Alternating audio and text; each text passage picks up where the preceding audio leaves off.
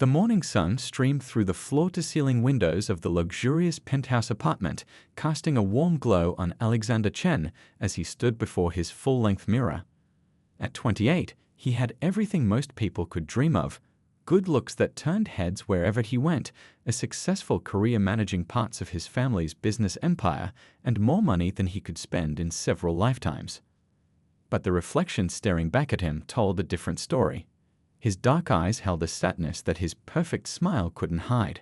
Just last night, he had overheard his girlfriend of 6 months talking on the phone with her friend, laughing about how she'd struck gold with the Chen hair and planning how to speed up their relationship towards marriage. The words had felt like a punch to his gut, but sadly they weren't surprising. Alexander loosened his designer tie and sank into his leather armchair, thinking about all his past relationships.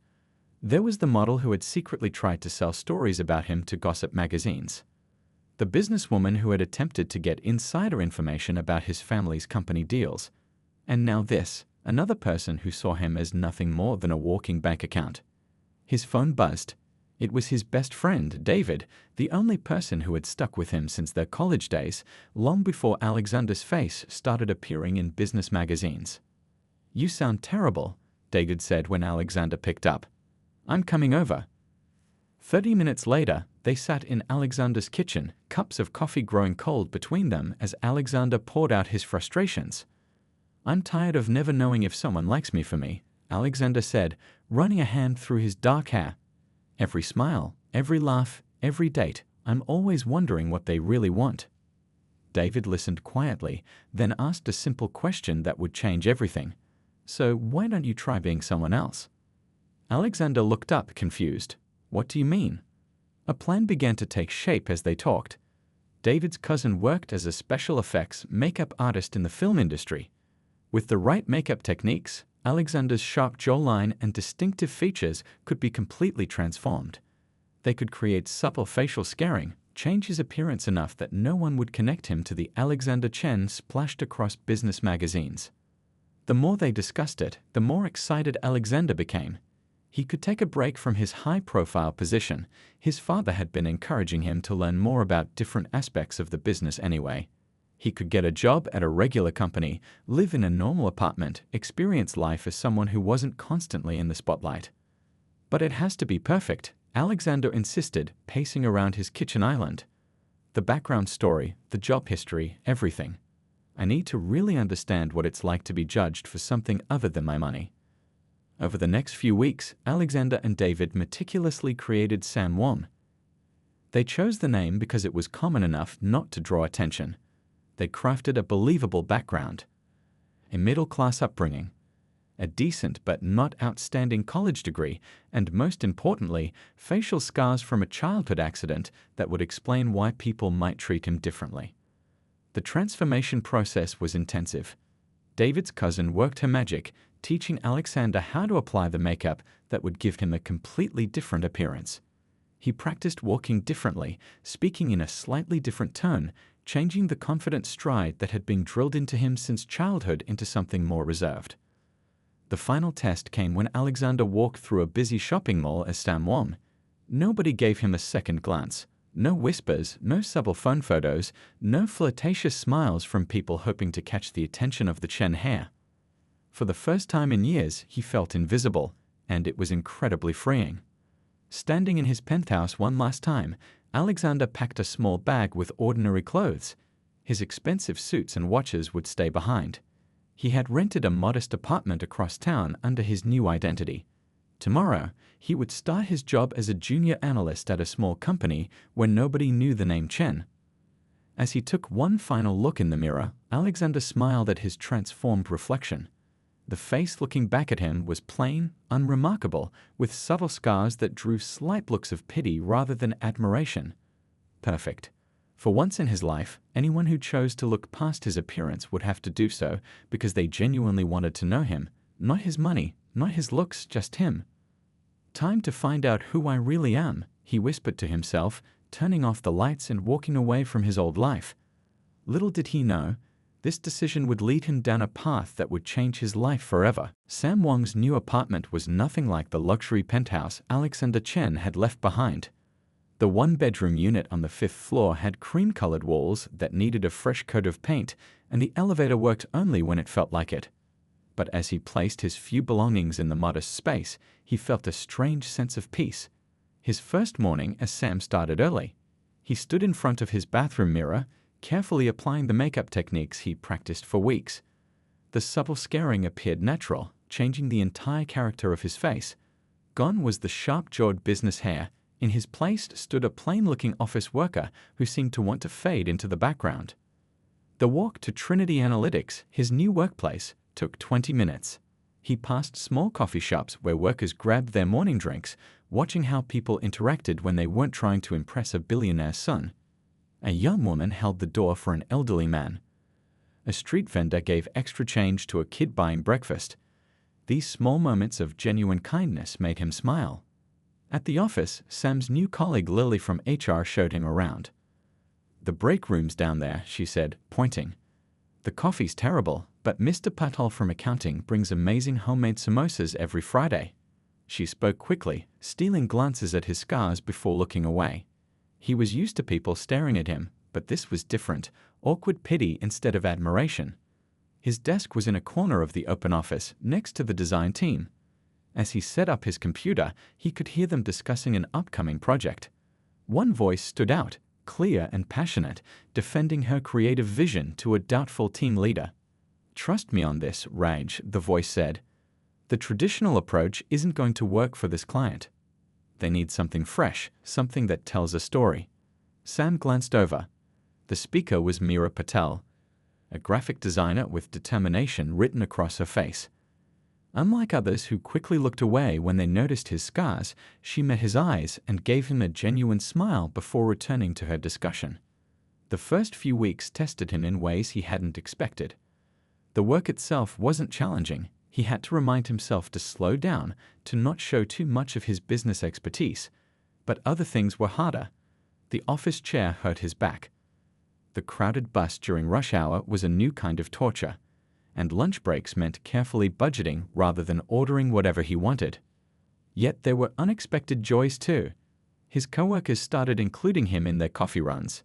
He learned about their lives, real lives, not the polished stories people used to tell Alexander Chen.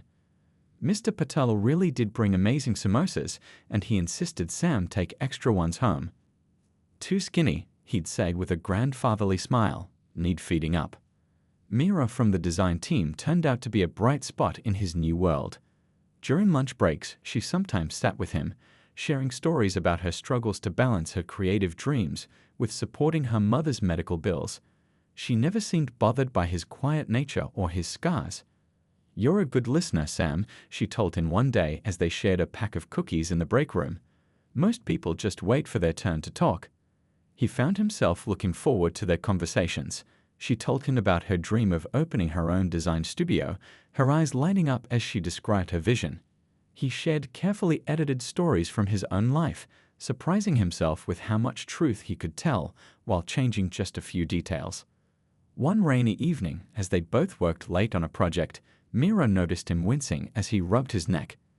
Without a word, she rolled her chair over and handed him a heat patch from her desk drawer. "I keep these around for long days," she said. "They're not fancy, but they help."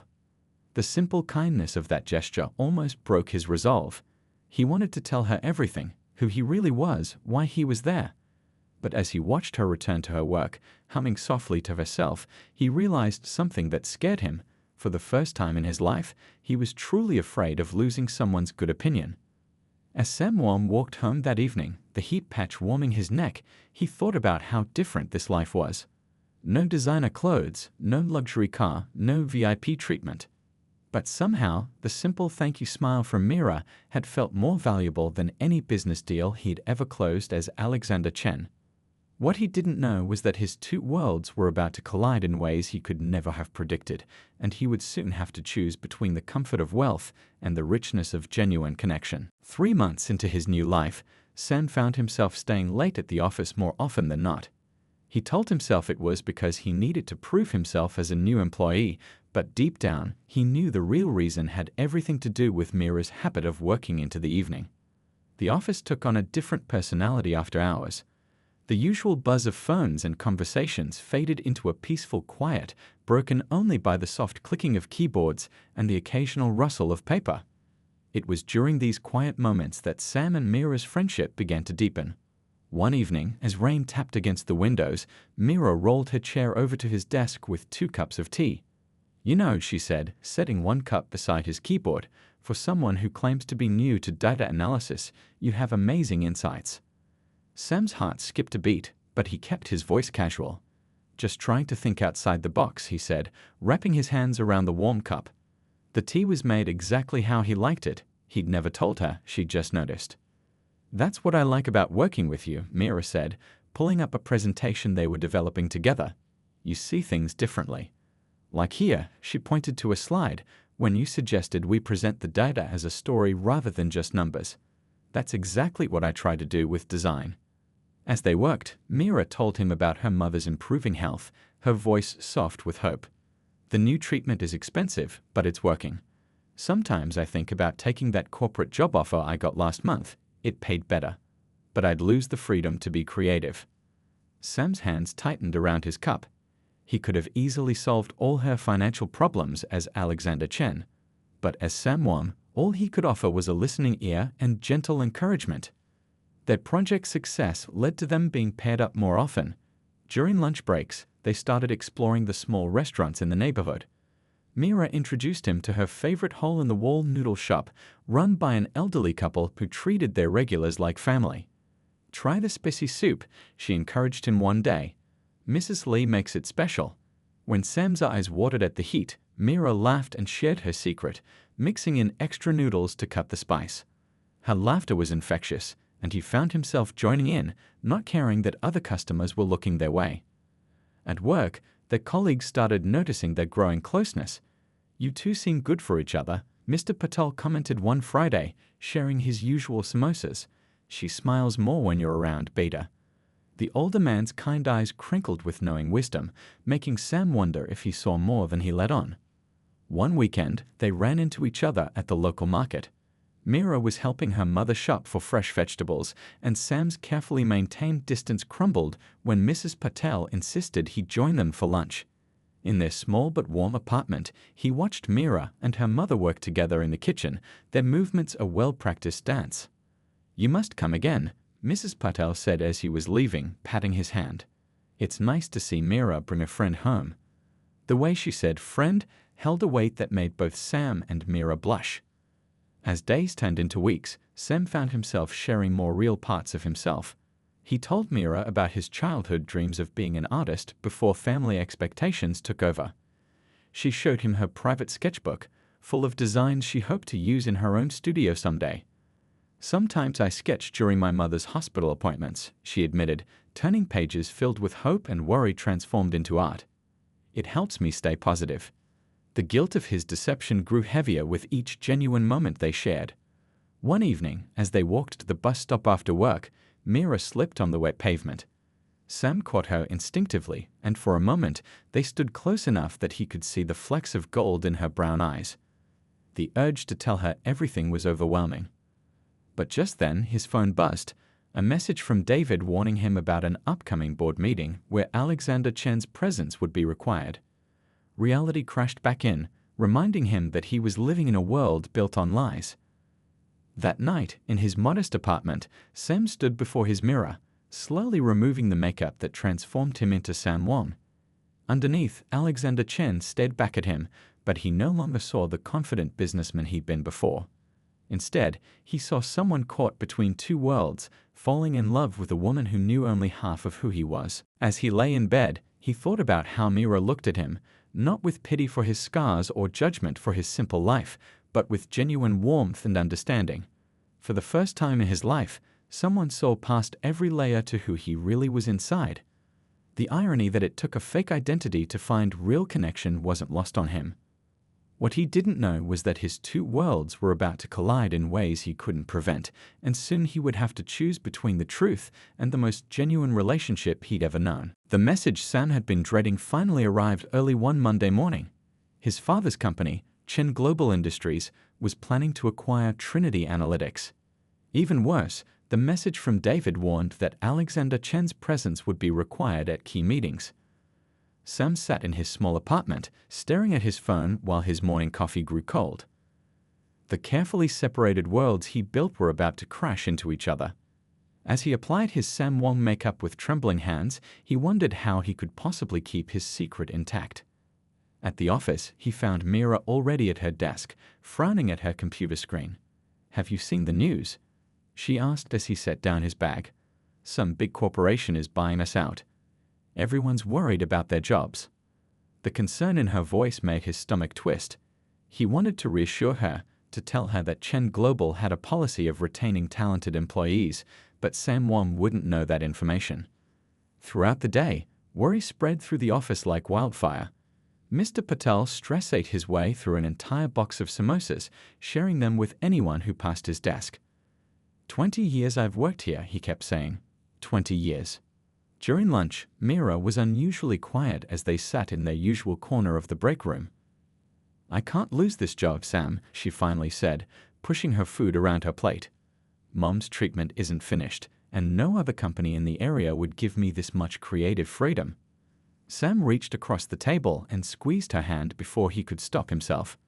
"It'll work out," he said softly, hating that he couldn't tell her more. The next day, news spread that Alexander Chen himself would be visiting the office later that week. Sam called in sick that morning, claiming a doctor's appointment. Instead, he spent hours in his apartment practicing how to be Alexander Chen again, the straight posture, the confident walk, the authoritative voice that now felt foreign to him. On the day of the visit, Sam arrived at work early, wearing his usual simple clothes.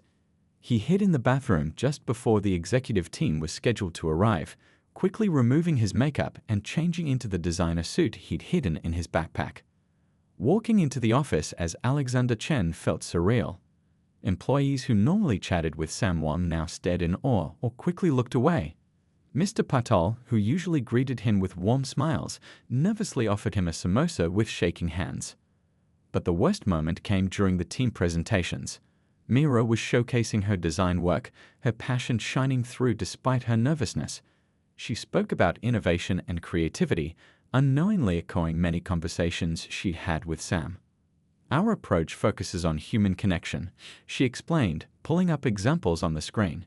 "We believe that even in business, people respond to authenticity and genuine storytelling." The irony of her words hit Alexander like a physical blow. Here he was, living proof that authenticity mattered, falling in love with someone precisely because she valued genuineness over superficial success. After the presentation, he overheard Mira talking to a colleague near the water cooler. "These rich executives," she said, frustration clear in her voice. "They talk about understanding the common person, but they live in a completely different world. How can they possibly know what real people want and need?" Each word felt like a needle in his heart. He wanted to defend himself, to explain that some wealthy people did understand, did care. But he couldn't, not as Alexander Chen, and not as Sam Wong. That evening, after changing back into Sam and reapplying his makeup in the bathroom, he found Mira still at her desk, lost in thought. "Penny for your thoughts?" he asked, trying to keep his voice steady. She looked up, her eyes bright with unshed tears. "You missed quite a show today," she said. "The great Alexander Chen graced us with his presence.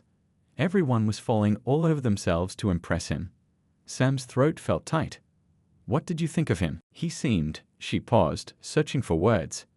"Different from what I expected. There was something familiar about him, but I can't quite place it. Almost like," she trailed off, shaking her head. "Never mind. It's been a long day." As they walked to the bus stop together, Sam realized his carefully constructed plan was unraveling. Mira was too perceptive, too genuine not to eventually see through his disguise. Every shared moment, every honest conversation now felt tainted by his deception. Back in his apartment, he stared at his reflection, half Alexander Chen, half Sam Wong, and wondered if he was losing himself in his own lie. His phone buzzed with a message from Mira. "Thanks for being my one constant in all this chaos." The words made his heart both soar and sink. He was falling deeper in love with her every day, but the truth was a ticking time bomb waiting to explode. Soon, he would have to choose between his two lives, knowing that either choice would mean losing something precious. What he didn't realize was that fate was about to take the decision out of his hands entirely. The truth began unraveling on a rainy Tuesday afternoon. Mira had stayed home to take her mother to a doctor's appointment, while Sam was stuck in another merger meeting as Alexander Chen. He'd gotten better at switching between his two identities, but the strain was starting to show. During the meeting, his father unexpectedly announced that Alexander would personally oversee the creative department's transition. "You've shown good insight into their work," his father said proudly. "I think you'll be the perfect bridge between our companies." Alexander's carefully maintained composure slipped for a moment. "But father, he started, then caught himself. "I mean, wouldn't someone else be better suited?" His father waved away his concerns. "You'll start tomorrow. The sooner we integrate their team, the better." That evening, Sam paced his small apartment, his makeup half removed, feeling trapped. His phone kept buzzing with messages from both worlds, meeting schedules from his father's assistant, and concerned texts from Mira about her mother's health. The next morning, he arrived at the office as Alexander Chen, his stomach in knots. He had barely settled into the temporary office they'd set up for him when Mira walked in, carrying a stack of design portfolios. She stopped short when she saw him, her eyes widening slightly. Alexander held his breath, wondering if she'd recognize something in his face, his movements, his voice. "Mr. Chen," she said formally, but he could see her studying him. "I've brought the portfolio samples you requested." As they reviewed the work together, he struggled to maintain his Alexander persona. Every time Mira spoke passionately about a project, he had to stop himself from responding the way Sam would, from referencing conversations they'd had late in the evening over shared takeout. "Your design philosophy is fascinating," he said carefully, watching her face. "Very focused on authentic connection." "Yes," she replied, giving him an odd look. "Actually, I was just discussing that with—" She paused, frowning slightly, "with a colleague." Throughout the day, Alexander could feel Mira's eyes on him when she thought he wasn't looking. During the team meeting, she kept glancing between the empty desk where Sam usually sat and him, her expression increasingly troubled. The breaking point came that afternoon. Alexander was leaving the building for another meeting when he automatically reached out to steady a plant that always wobbled when people walked past, something Sam did every day. He heard Mira's sharp intake of breath behind him. That evening, Sam received a text from Mira. "Can we talk? It's important." They met at their usual noodle shop, but Mira barely touched her food. Her hands trembled slightly as she placed a business magazine on the table. On the cover was Alexander Chen from a photo shoot he'd done months ago. "I kept feeling like I was missing something obvious," she said quietly. "Little things that didn't add up. The way you both move your hands when you talk. The same habit of straightening everything on your desk. The way you both really listen when people speak." Sam's heart pounded so hard he was sure she could hear it. "Mira, I." "Then today with the plant," she continued, her voice shaking. "I've only ever seen one person do that in exactly that way." She looked up at him, tears in her eyes. "Who are you really? Because you can't be both Sam Wong and Alexander Chen, but somehow you are." The carefully constructed walls between his two lives crumbled completely. Sam reached across the table, but Mira pulled back. "Don't," she whispered. "Just tell me the truth. Was any of it real? Our friendship, the late-night talks, all those times you listened to me worry about money and my mom's treatment, were you laughing at me?" "No." The word burst from him with such force that nearby diners turned to look. More quietly, he added, "Everything between us was real. The only fake thing was my appearance." "Why?" Her voice cracked on the word. Was this some kind of game? A rich boy's experiment in how the other half lives? The pain in her voice cut deeper than any business loss he'd ever faced. "I wanted to find someone who could see past the money and the name," he said. "Someone who would know the real me." "The real you?" Mira stood up, tears now flowing freely. "How can I know the real you when everything I thought I knew was a lie? You sat there, day after day, pretending to be someone else, while I—" She stopped, choking back a sob. "While you what?" he asked softly, his own vision blurring. "While I was falling in love with you," she whispered. Then she turned and ran out into the rain, leaving Sam, or Alexander, sitting alone with his cold noodles and shattered dreams. He stayed there for hours, watching the rain fall outside, remembering every moment they shared.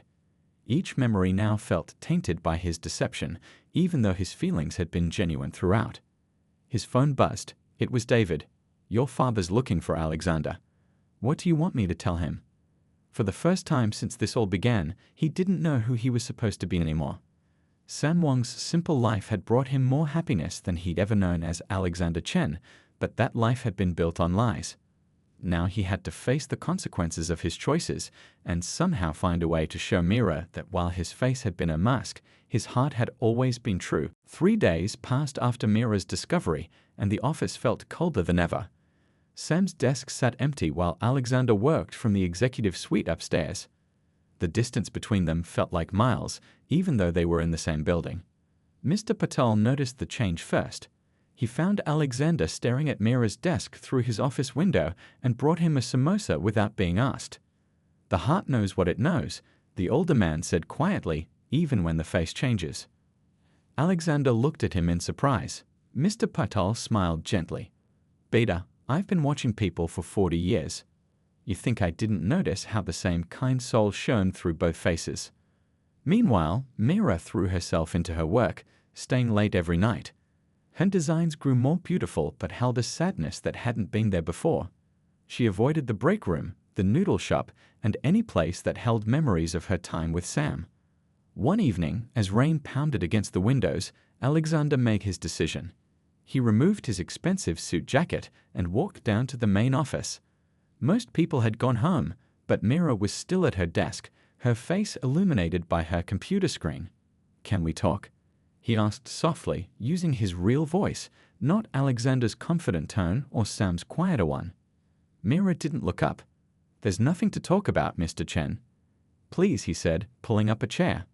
"I owe you the whole truth." Something in his voice made her finally meet his eyes. He took a deep breath and began his story. "I grew up never knowing if people liked me or my family's money," he said. "Every friendship felt fake. Every relationship ended with me finding out they were just after the Chen fortune. It got so bad that I stopped trusting anyone who was nice to me." He told her about the model who tried to sell stories about him, about the business partner who only dated him to get insider trading information. As he spoke, Mira's expression slowly shifted from anger to something more complex. "That still doesn't justify lying to everyone," she said, but her voice had lost some of its sharpness. "You're right," he admitted. "But when I became Sam, something unexpected happened. For the first time in my life, people saw me, really saw me. Mr. Patel shared his food not because I was rich, but because he thought I needed taking care of. The cleaning staff chatted with me about their families instead of being afraid to look me in the eye." His voice softened as he continued, "And then there was you. You never pitied Sam for his scars or treated him as less than anyone else. You shared your dreams, your fears, your family with him. With me." "That's exactly the problem," Mira interrupted, her voice trembling. "I shared everything with you while you were living a lie." "The face was a lie," he acknowledged. "But everything else was real. Every conversation we had, every laugh we shared, every time I listened to your hopes and fears, that was all me. The real me." He reached into his pocket and pulled out a worn sketchbook, the one she'd shown Sam months ago. "You drew this during your mother's hospital visits," he said softly. "You told me it helps you stay positive. That drawing there," he pointed to a particular sketch, "you made it the day the doctors said her treatment was working." Tears filled Mira's eyes. "Stop," she whispered. But he continued, his own eyes wet. "The day you showed me these drawings, you said art was your way of making sense of life's chaos. That's what I was trying to do too, in my own messed up way. I was trying to make sense of a life where everyone wore masks around me by wearing one myself." "Do you know what hurts the most?" Mira asked, wiping her eyes. "All those times I talked about my money worries, about Mom's medical bills, you could have helped. You just sat there, pretending to be poor while we struggled." "I wanted to help every single day," he admitted, "but I was scared. Scared that if I revealed the truth, I'd lose the most real relationship I've ever had. I know now that by trying to prevent that loss, I caused it anyway." He stood up, straightening his shoulders. I'm going to do what I should have done months ago. Tomorrow, I'm calling a company meeting. Everyone deserves to know the truth, not just you. After that, I'll step down from overseeing the merger and request a transfer to another division." As he turned to leave, Mira's voice stopped him.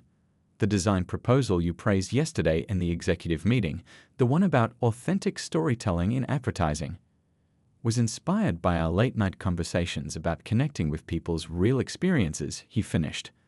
"I meant every word of praise I gave it, just like I meant every word I ever said to you, regardless of which face I was wearing."